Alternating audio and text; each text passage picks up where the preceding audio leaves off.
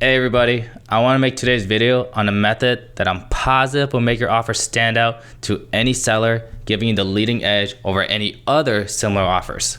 However, to be fully transparent, I just thought of this idea just a few hours ago, making this video before proving the concept myself, because I understand how frustrating it is to be a buyer's agent right now in today's market, and I want to share as many ideas as possible, as quickly as possible, to get your next offer accepted sooner rather than later. So if you don't mind and take a second and hit that like button to help spread this video, I would greatly appreciate it. And now let's get started. All right, so I'm gonna go over how I structure my offers, and you can take the good parts and disregard the bad parts and make it your own. But the first thing that I do for any offer is introduce myself to the selling agent either by phone, video chat, or in person if it's possible, and basically just have a conversation of what the seller needs, the motivation of why they're moving, and as well as verify any concern that I may have from the seller's disclosure that was provided in the MLS. But next, I will draft up an email to the listing agent with a bullet point summary of the key highlights of the offer. Within that email, I try to make the listings agent's life as easy as possible. So don't go and send 10 attachments of all the supporting documents that go along with the offer. What I do is I consolidate all my forms in one PDF with a table of content as the first page. Now, the reason why I do this is because when the listing agent goes to review your offer for themselves and when they present it to the seller, since everything's in one place, it's less of a hassle of going back and forth between files if they were all separate. However, I do attach a secondary zip folder of all the same forms, but as individual files.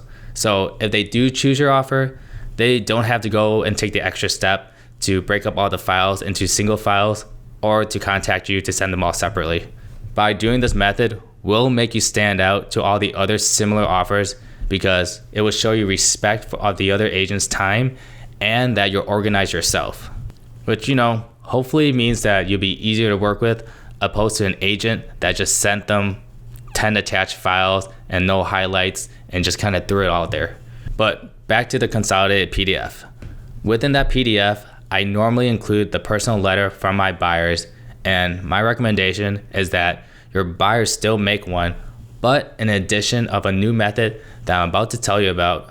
However, let me finish my offer process with this last part, which is just a quick follow-up to the listing agent saying that the offer is sent, but the most important part is having your loan officer reach out to the listing agent also to solidify the confidence that your buyer's financing won't have any issues. So that's basically how I make an offer, but let's revisit back where I talked about attaching supporting documents, and let's take out the personal letter, or we can add to it, because we need to use as much leverage as possible to win in today's market. We need to think outside the box and use a new elevator pitch. So let's think.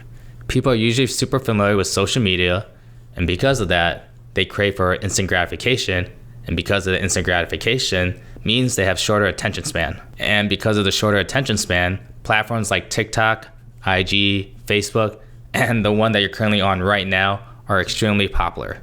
So why not give a format that everyone's used to and replace the personal letter with a personal video instead? Yeah.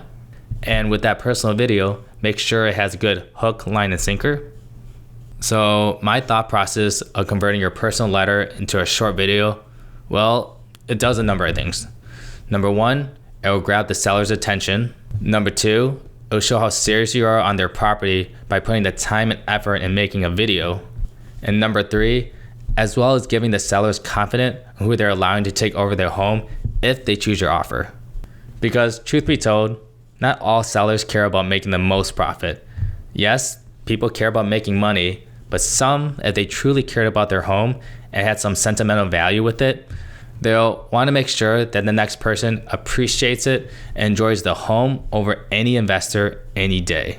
But before you go waste your time and make a personal video, make sure that your realtor figure out what type of buyer that the seller wants to begin with and how to structure the offer. Because again, the personal video may not even be needed if the home you're trying to buy is from an investor or a flipper. But let's also note that the personal video isn't just for the buyer.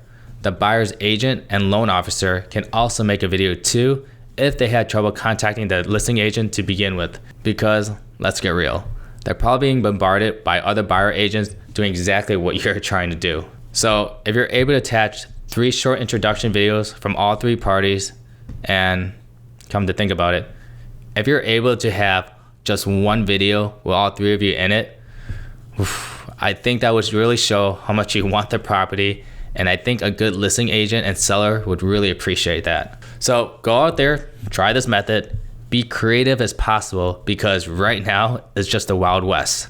And with it being the Wild West, you gotta do what you gotta do to get that spotlight on yourself. And when you do, you gotta optimize the best you can with it. But that's all I got for today's video.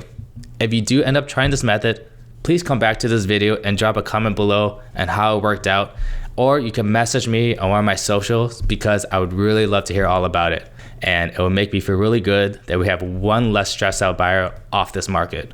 And with that, I hope you have a good rest of your Sunday. And as always, I'll bother you next week. Later now.